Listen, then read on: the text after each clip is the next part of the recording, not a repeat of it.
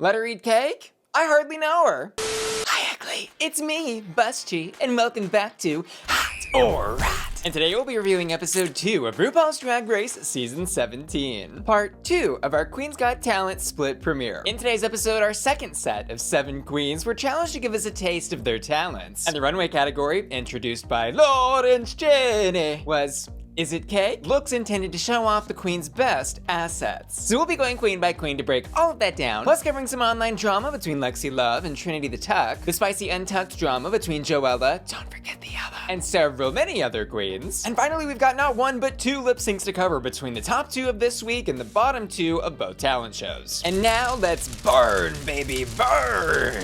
First up, and in alphabetical order, in case you forgot, it's Acacia Forgot, who you'll remember performed last week and ended up in the bottom. And so she's got this storyline brewing throughout this episode where she's trying to figure out who it might be best for her to lip sync against. And in one of her interactions with Hormona Lisa, we actually hear Hormona essentially offer Acacia a bribe for not putting her into the bottom, saying that she could pull some strings and get Acacia to perform a song with Dolly or collaborate on one in the future if she pulled through for her. But to settle the matter once and for all, Jewel Sparkles does ask Acacia later in the workroom before everybody hits the stage, who is it that you would like to lip sync against in the bottom 2 this week? Where then Acacia then announces Hormona's name. And her reply is to tell the group that if they put her in the bottom this week, they are going directly against Rupaul. Which is all very interesting, but it's also clear in this moment the girls are tired of Hormona Lisa's drag delusion, because we then get a confessional from Lana JaRae where she calls Hormona a charisma, uniqueness, nerve, and talent, and a confessional from Sam Star where she says Rupaul is gonna regret her decision once she sees how annoying Hormona Lisa has been. Which I think all beautifully sets the stage for the rest of this episode. And over on the runway, Acacia says she's serving a look that's giving Lady of the Court taking a stroll through the rose garden, with her cake reveal being that,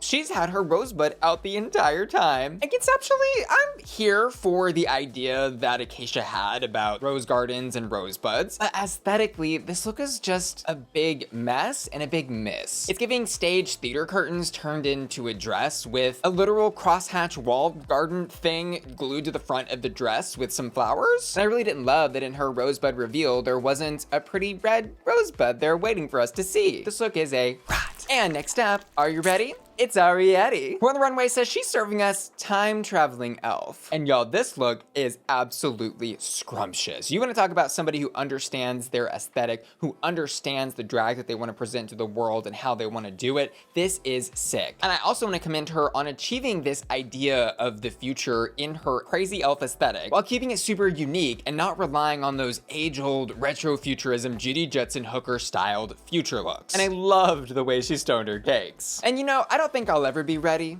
but I do think this look is hot. And next up, everybody's jealous. It's Crystal Envy, who on the runway is serving us a little subversive drag twist on the little girl from the 1950s Coppertone suntan lotion ads. Which she says she's doing is because she's from Jersey and loves to tan. Can't wait to see what Raven says about this runway. But anyways, the subversive twist Crystal's got going on here is that the Coppertone suntan girl is now like a professional bodybuilder, I guess. But she still hasn't shaken that pesky pup trying to pull off her bathing suit. And conceptually, I've got a comment that I think this look is very bizarre, but like, in an interesting way, which is kind of the same way I felt about her look last week with that crazy doll head that opened up in that baby doll dress. But I was a little confused why the body stocking she's wearing is not more tan. And I think another issue with this look was that the dog did not show up on the runway at all, which really isn't her fault and is more of the fault of the new lighting system they're using for the stage. But it was so crazy to see that dog just completely disappear in some of the side shots. And overall, this wasn't my favorite look on the runway tonight, but it certainly was one of the more interesting ones. And I'm enjoying getting a peek into the strangeness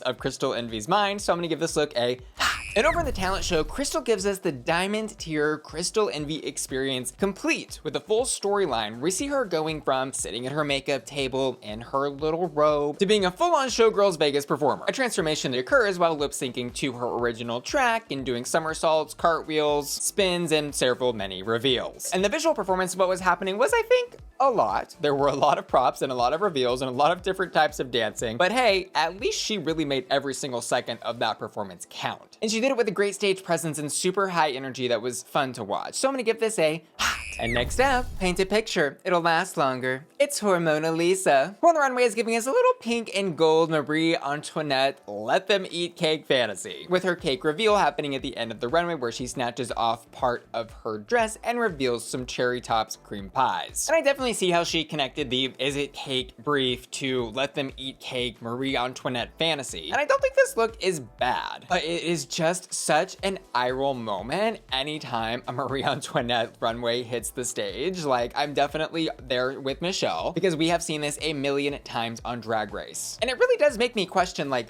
are these queens watching the show? Are they aware how many times things like this have been done? And or are they really thinking that their take on this done to death concept is so unique and fresh that it just has to be showcased on TV? Hormona's crime tonight was one of the worst of all, being a little basic. So I'm gonna give this look a rat. But over in the talent show, things don't get much better for Miss Lisa tonight. I'm gonna be honest, I knew that this number was gonna be a complete flop, drop, and roll from the moment that she was telling somebody else in the workroom that her talent would be standing up and doing comedy.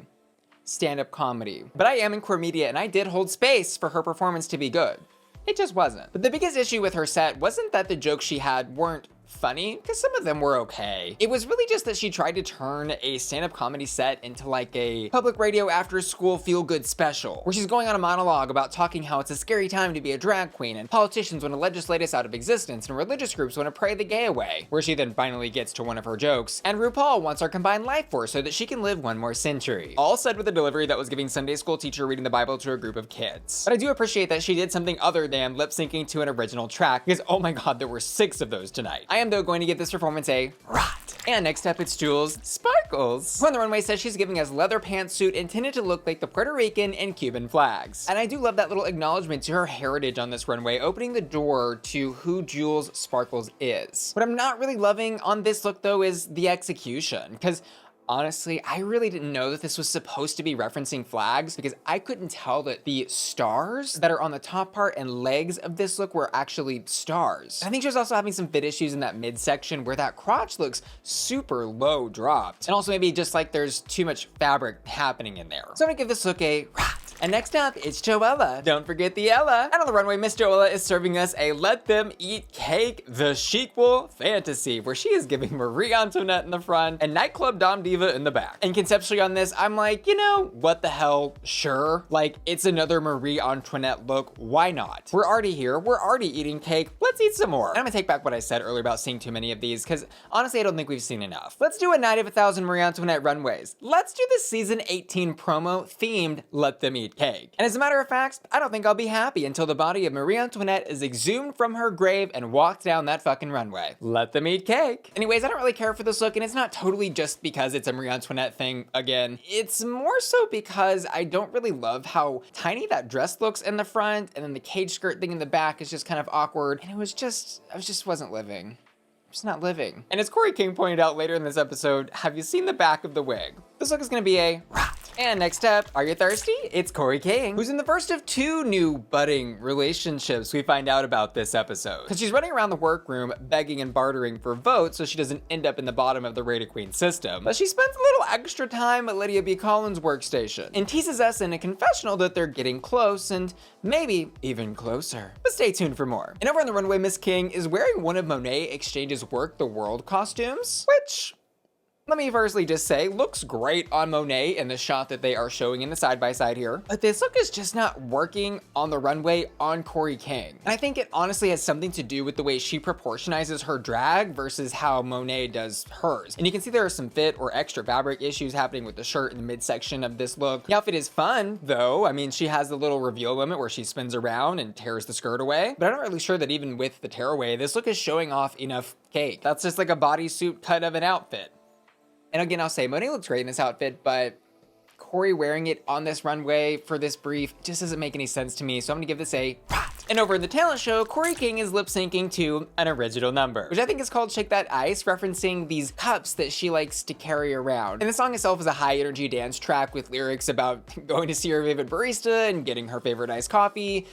ultimately consuming said beverage and then shaking that ice in the cup. The Shake That Ice chorus is fun and catchy, and like I said, this really is intended to just be like a stunt track, which I think she executes on decently. She did her high kick, she did some dancing, and she did a death drop. I was entertained, so I'll give this a hot. Oh, and shout out to the one singular ice cube that flew off of her skirt when she landed her final death drop at the end of the song. And next up, good morning, it's Lana JaRae, who on the runway, oh my god, I almost died. This dress is beautiful, and she is gorgeous in it. Drop dead stunning. Model. Her in this gown, next level. Next level. She's giving us green leopard dreams where the leopard print has been rhinestoned onto this emerald gown. And she's got all this ribbon on her arms, and also on the back we see when she turns around for her reveal, showing off some really scrumptious cake. But I just want to point out the silhouette that was achieved with this garment despite there being no padding. There are structural elements in that chest area and also at the waist that give her that hourglass figure. And I also love how it's on theme with her apparent love of cats. This look is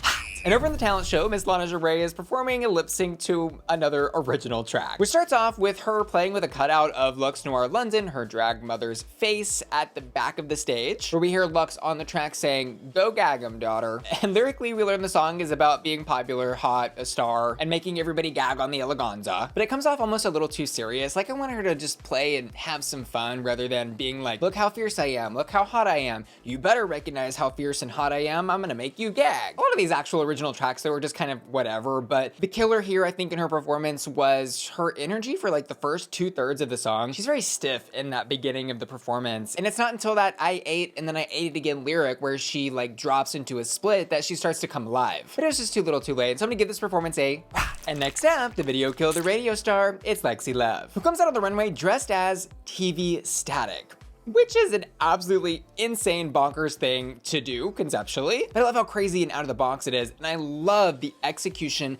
and details on this look. Her walking down the runway with a giant retro TV that has a holographic screen in front of her face is crazy. And also to have her outfit patterned and colored like the TV color bars that you see when, you know, broadcast cuts to break or whatever is so cool. I'm gagged. I'll admit I'm gagged. And I'm gonna give this a hot. And over in the talent show, we have Lexi Love performing a lip sync to an original track, but with a twist, because y'all wanted a twist, that she's gonna be roller skating around the stage as she performs. And this song starts off like your typical Drag Race bitch track with lyrics like, "I'm hot now, you're not anymore." And I was kind of nervous it wasn't gonna go anywhere besides that. But she's got her fun little cupcake reveal under the dress, and then things really heat up when we hear the lyric, "The bigger the hoop, the bigger the hoe. Let's see how big this hoe can go." Where she then cartwheels in her skates and then proceeds to do a series of like 5 twisting splits as she goes to the back of the stage, eventually crashing out with like a crash noise in the audio, and then like the dizzy birds noise like you would hear in a cartoon when a cartoon character gets hit in the head, which I thought was super cool, A, because she's doing all these tricks and roller skates, but also B, because it shows she doesn't take herself too seriously. She did the "I'm hot, you're not" nonsense, but then she also did the stunts, and then she also took a moment to laugh at herself and what was going on at the end of the track. I just really, really love this queen. I think she really is the full package, and this made me so stoked to see her compete in the rest of this season. This number was absolutely hot. But before we go any further, I want to say thank you so much to my generous patrons who truly do make my channel possible. And in exchange for their financial support, they get access to tons of extra content that I make just for them, like reactions to every episode of RuPaul's Drag Race that I review. And you can become a member and help support the channel and watch that extra content by clicking the link in the description of this video. So thank you again to my patrons, and I can't wait to see you there. And as for the drama between Lexi Love and Trinity the Tuck that transpired online this past week, well, it all started on a little platform called X, formerly known as Twitter, where a fan account clipped Lexi making a "She Devil by Night" reference, which prompted the Queen Chloe Clark to respond with a show poster featuring Lexi Love and Joella that was posted to Trinity the Tuck's story, where Trinity said, "LA, I'm in you, going tomorrow to support Miss Lexi Love and Joella for the first episode of season 17. But apparently that support only existed online because Lexi replied to this thread writing, "And did she come say hi? No. Did she wave? No. Did she leave early while the other girls came and told us congrats? Yes. But tune into her show to see her read the dolls down." There with a photo of Trinity dressed as the devil advertising her show where she's reviewing the new season. And this drama was resolved in the comment section of an Instagram post where a fan writes to Lexi, "Weren't you at the viewing party with her? Lexi bringing us the nerve. She, Trinity, didn't say hi. She didn't acknowledge me, and she didn't say she had a problem, so I don't know." Where we then see Trinity the Tuck join the conversation saying, "At Miss Lexi Love, I had an edible. I was on the second floor and didn't want to bother you for your moment. We have no beef. And where we see Lexi finally saying, at Trinity, all in good fun, love. And next up, it's Thank Your Lucky Starzzz, who is part of the second potential brewing relationship between two queens on this season. Because as we learn in the workroom, Lucky's got a little bit of a crush on Arrietty. And when Lucky goes to ask Arrietty to borrow some purple makeup for her purple look that she's already painting for and definitely doesn't need, we learn from Arrietty that that crush may be mutual. So now I want to know from y'all in the comments below, are y'all team Kori King and Lydia B. Kollins, or team Lucky Starzzz and Arrietty? Anyways, Miss Lucky is not performing tonight, but on the runway, she gives us a little purple soak-it-up sponge fantasy for our nerves. And neck up. I really enjoy this. This crazy sponge headpiece thing is wild. I love the way she's painted for it. But neck down, I think the execution of this look starts to get a little arts and craftsy. And what it is for me really are those three disjointed suds pieces that are making up the outside of this outfit. And all these suds components have been decorated with like kitchen items such as plates and silverware. And it's all just visually, I think, a little too much, because by the time we get to see her cakes in the reveal, you're just kind of so visually assaulted by everything going on that you're like, oh, more sponges? Okay, sure. But I do really love that she's doing things that have never been done on this show. And so we're gonna leave this one with a very safe 3 Flame Hot here tonight. And next up, Beetlejuice. It's Lydia B. Kollins, who on the runway is serving us beautiful red devil cake and a gorgeous gown that she has made. And y'all, this is a gorgeous, gorgeous gown. I love this look. All that rouge on that satin fabric is absolutely gorgeous, and the silhouette she has achieved in this is absolutely stunning. I love those hip cutouts, and how the whole thing really is, I think, a reference to her drag namesake, Lydia Deetz from Beetlejuice in the red wedding dress. But, and there's always a but, I don't really get where the spikes came from in the cake on the reveal. Like, there were no other spikes that I saw on the rest of this look, but then on the back on her cake, she has spikes. Regardless though, I'm gonna give this look a hot. And next up, feeling bothered? It's Onya Nurve, who on the runway is serving us some juicy peach cobbler cake realness in her peach trumpet skirt, peach corset, and peach fascinator. I think this was a great change of pace for Onya Nurve on the runway tonight, because let's take it back to last week when that happened. And I didn't know if she would be able to turn that type of aesthetic around. I was like really, really concerned. This look though from Onya is a completely different aesthetic and style. And like, was this the best or most creative or most insane runway tonight? No, but it is simple and it is effective. And she looks gorgeous. And I think I'm honestly just happy I can identify the components of this look. So I'm gonna give this look a hot. And over the talent show, I hope you're hungry, because she has taken us all the way to in and out, and in and out, and in, out. And I think as you could probably tell from my singing and dancing there, I really enjoyed this performance. I think this is one of the better, catchier, and fun original tracks that we've heard on Drag Race in a long time. And might I say I really enjoyed her rap in this, where she was like smelling her finger and talking about in and out but no burger. Maybe they're giving a nod to Plain Jane. And I think the obvious critiques here are how simple everything was, because there was not a single prop on that stage, nor did she do any stunts or tricks. She really just gave that lip sync her all and put a lot of attitude and personality into rapping every single word of this song. And I feel like we really got to know her a little bit better and see a more comedic side of Onya Nurve that we hadn't seen yet. So I'm gonna give this performance a hot. Next up, yeehaw, it's Sam Starr, who says she took this runway category literally by serving cake in the front and cake in the back with a look inspired by a previous Moschino collection. And firstly, y'all, I've just gotta say, I love this queen's attention to detail. She has her aesthetic on lock. And I think that comes from her being a pageant girl and competing in those and having everything perfect, which is all great on its own. But then the fact that she can be this beauty queen and also execute on more than just pretty and give higher concept and fun fashion references is just the cherry on top. Because look at this, here she is as the wedding cake, as the bride on top of the wedding cake, with the reveal on the back that you don't expect of there being no cake, but there is cake. Ugh, her mind. Let him eat cake. This look is hot. I am gonna harp on this stage one more time though and point out here that her cake was ruined by the way they have lit this stage. There is way too much light coming onto these looks and it blew out all the details. And I also don't like the film strip things in the back of the stage. I'm really just gonna go ahead and give this new stage overall a hot. And Sam Starr actually opened our talent show performing a lip sync to, you guessed it, an original track, which I'm gonna presume based on the chorus is called Yeehaw! And first I've got to comment how adorable her performance look is. She is giving me like Barbie from Barbie movie in that cowboy look, but with some cute little yellow stars to make it her own. And overall, I think the performance she gave was good. I think her stage presence is absolutely locked in. She is always smiling and she understands where her light is and how she's gonna use it. Plus I like the two-step dance moves and the way she was trying to get the audience to yell yeehaw back at her, which kind of worked twice but flopped on the third attempt. Mostly though, I think because the lyrics were just a lot. Like there's just a lot of exposition and storytelling and narrative in this track that I don't think was necessary, and had she more focused on just getting the yeehaws out of the audience and making that the thing of the performance, this maybe would have worked a lot better, but it wasn't bad, and I liked how committed she was to the country bit. I'm gonna give this a safe hot. And last but certainly not least, it's Miss Suzie Toot, who on the runway comes out in this Cinderella Shakespeare stage theater thing, and my first thought was no. Period at the end of that sentence, done. I hated it. But then she said, I'm not just gonna give you a community theater look. I'm gonna give you a community theater play worthy of Broadway, or whatever they call the non-musical Broadway, I don't know. And so she, from somewhere, pulls out a little bottle, which is a potion that she drinks that turns her into a donkey. From under her wig, she pulls out some ears, some donkey ears. And then the dress has a skirt tearaway that reveals underneath the dress is a set of donkey fur pants. Appropriately padded, too. And once it clicked for me that she literally had her entire ass out on stage for the world to see, I loved it. I absolutely loved it. Miss Suzie Toot, I say props to you, mama.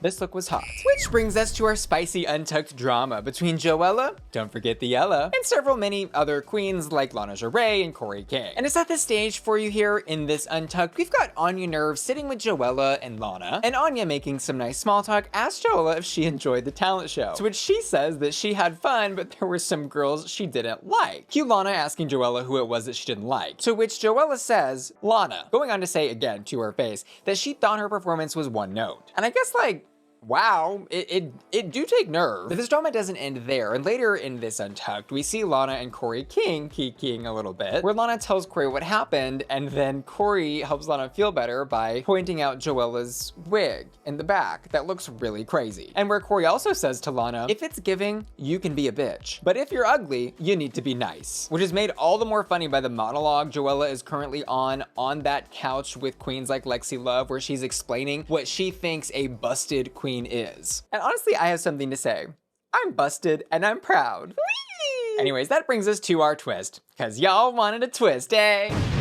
As a reminder, we know that queens like Lana JaRae and Arrietty have an agreement to vote each other in the top this week, and as we've discussed, Acacia's been campaigning to the entire cast to vote Hormona in the bottom. But our top two this week, as voted by the queens, are Lexi Love and Crystal Envy. And Lexi there, I don't think surprised anyone. She clearly was the standout of this group's talent show. But that second position Crystal is in, I think honestly could have been filled by several of the queens with their original tracks. And I think how you feel about who you'd put in that second position will really just depend on like which queen's personality you resonated with the most. And for the bottom position, our queens voted for Hormona Lisa. And concerning our two lip syncs, first up we got Lexi Love versus Crystal Envy to Doechii's Alter Ego, which was an absolute highlight of this episode. Crystal and Lexi both killed it. They both ate it up, spit it out, and ate it again. And the song was so much fun as a lip sync track, as A, I already knew and loved the song, but also B, because it's been a while, I feel, since we've had a good rap track in a lip sync, and even longer since we've had a set of queens that knew all of the words to the entire song. As far as who did better though, that's a harder question. I think Lexi did a couple hairs better in the personality and characterization department of this track, but I think Crystal kind of wore her out in the dance category, because that bitch does not quit. Like, she was in this side of the stage, dancing to the other side of the stage, dancing to the other side of the stage. By the end though, I wasn't really sure who was gonna give the win to in this track, but I was very happy it went to Lexi because she was the standout from this episode. So Lexi Love scores her first win. And concerning our bottom two lip sync, we've got Acacia Forgot and Hormona Lisa, who are lip syncing to Yes and by Ariana Grande. And this was kind of a lackluster lip sync in the first half from both queens. I thought based on what we were seeing in that first half that Hormona Lisa was gonna take the win. But, and there's always a but, Acacia turns around and reveals a makeup brush sticking out from where the cake was. And that's the tea. That's wild. Like, that is crazy. But you gotta do what you gotta do, I guess. And I'm not mad at it, because she did gag me a little bit with that for sure. Congratulations to Acacia for snatching the win. But it's not over yet because y'all wanted yet another twist. Press Y in the chat if you wanted yet another twist. The queens are sent away and brought back to the stage so that Rupaul can reveal the Badonkadunk tank, with Michelle sitting up high in the air on a diving board, getting ready to potentially get badonkadunked. And in front of Hormona Lisa, who thinks she might be going home, are 10 pink levers, 2 of which are levers that will actually save her from elimination and will send Michelle Visage into the badonkadunk tank. And also which apparently have prizes attached to them for going to Vegas. Because as we find out, the lever Hormona pulls, number 7, was one of the lucky levers that sends Michelle into the tank. And so the gag of the episode is nobody's going home. But the cool thing about this Badonkadunk twist is that there's still one more lever in this bunch that also activates the mechanism to dunk Michelle, thus guaranteeing the queen's safety, which means now for how many ever episodes it lasts, the queens will be pulling levers after their lip sync to find out if they can actually stay, which, let's be honest, is a hell of a lot more fun than a queen revealing that she does or does not have a golden chocolate bar. Even if, I must point out, the levers are very obviously not connected to anything, and the producers could decide that lever X, Y, or Z were the correct lever to pull on that day if they wanted to save the queen, who was under threat of elimination. In wrapping into that conspiracy theory, I will also say, I do firmly believe that there was a plan to keep whoever was going to be eliminated in episode 1, regardless of the lever they pulled. But that's just a theory. A drag theory. And as my final thoughts on this episode, well, the real winner this week was Doechii. She looked good. And I also want to say, after 2 weeks of original Drag Race bitch track lip sync numbers, you know what I've had? It. Officially. And I think if Drag Race is going to continue to bring back the talent show as the opening episode thing, then they're gonna need to reframe it and stop calling it a talent show, because it's just a lip sync challenge basically now, because there's not enough queens taking risks or chances on doing something besides an original bitch track number. And as for my hottest haunts this week on the runway, I'm gonna give it to Lana JaRae, and in the challenge, Lexi Love. I also asked my patrons to vote on their hottest haunts, and this week they've chosen Lexi Love on the runway and in the talent show. And finally, I want to give an extra special shout out to Rax S, who's just become a member of my Patreon, and Ashton, Felicia, Laura, Matthew Burns, and Will and Tana, who are all supporting me at my Bussy Queen Collector tier at patreon.com/BussyQueen. See you later. Love ya. Bye.